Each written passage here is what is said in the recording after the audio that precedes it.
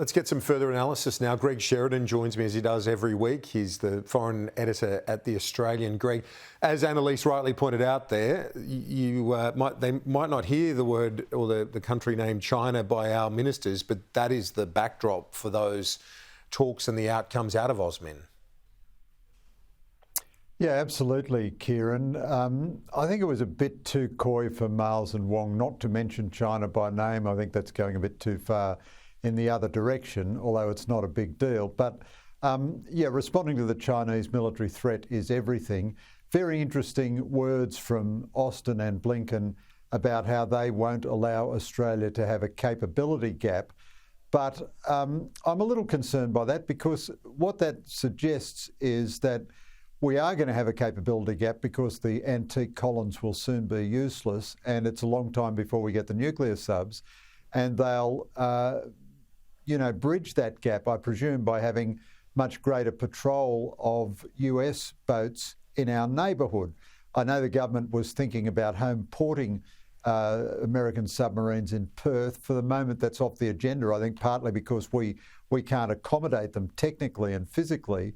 But the bottom line of all that is that we don't add anything to the American effort here. We're just doing our usual stuff at getting the Americans to look after us even better than usual. And it's still a $64 million question.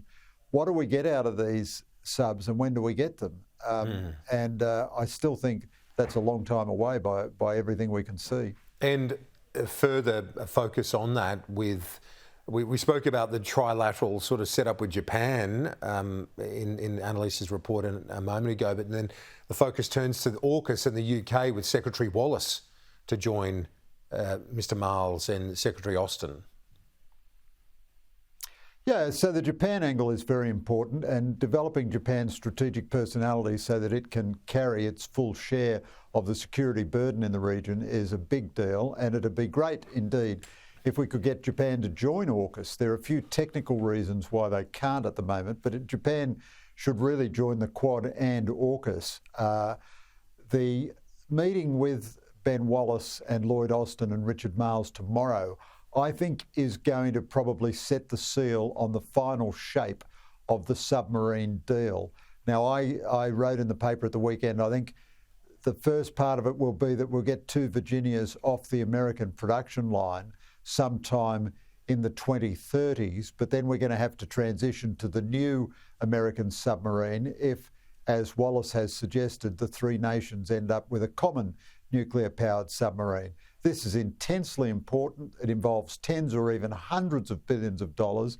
It involves the most sophisticated military capabilities we will have ever had. There's also a big, agenda beyond just nuclear submarines, but that's the meat of the sandwich at the moment. So this is a very big meeting tomorrow as well, but I don't know that they will announce the deals. I think the government is going to announce everything next March, but that'll be a big meeting tomorrow. Indeed, and let's shift our focus closer to home. Indonesia, with some worrying new laws focusing on the issue of sex outside marriage. Does this fit a trend in terms of the impact of the Islamic religion into policy making? I think it does, Kieran. So this is a very disturbing development. As with everything in Indonesia, it's a bit confusing and very fuzzy, but they have a new criminal code which all parties in the parliament supported, which indeed outlaws premarital sex or non-marital sex, but it does a whole lot of other things which are very, very disturbing. It strengthens the laws of blasphemy, which are often laws used in Muslim-majority countries to persecute religious minorities. It makes it a crime to insult the president. It makes it a crime for the media to report untested or extreme news. And now, the danger with laws like that is that they are so wide in their possible interpretation. The sexual stuff is disturbing because it indicates an Islamic government willingness to intrude into people's private lives. It also makes an offence of apostasy. So if you're a Muslim in Indonesia and you convert to Hinduism or Christianity or just atheism or something, that will be a criminal offence. Now, the fuzziness is that it doesn't come into force for a couple of years, and with the adultery stuff, you've got to be reported by a close member of your family. I think that's an attempt to exempt tourists from it. But within Indonesia broadly, since the fall of Suharto, there's been a contest between two sentiments.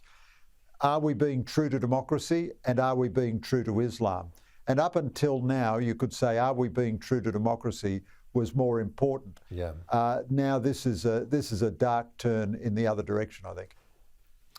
Certainly, yep, a bit of a concern, and given it's right on our doorstep, those trends we'll watch very closely over coming years. Greg, thank you for your insights as always. Appreciate it.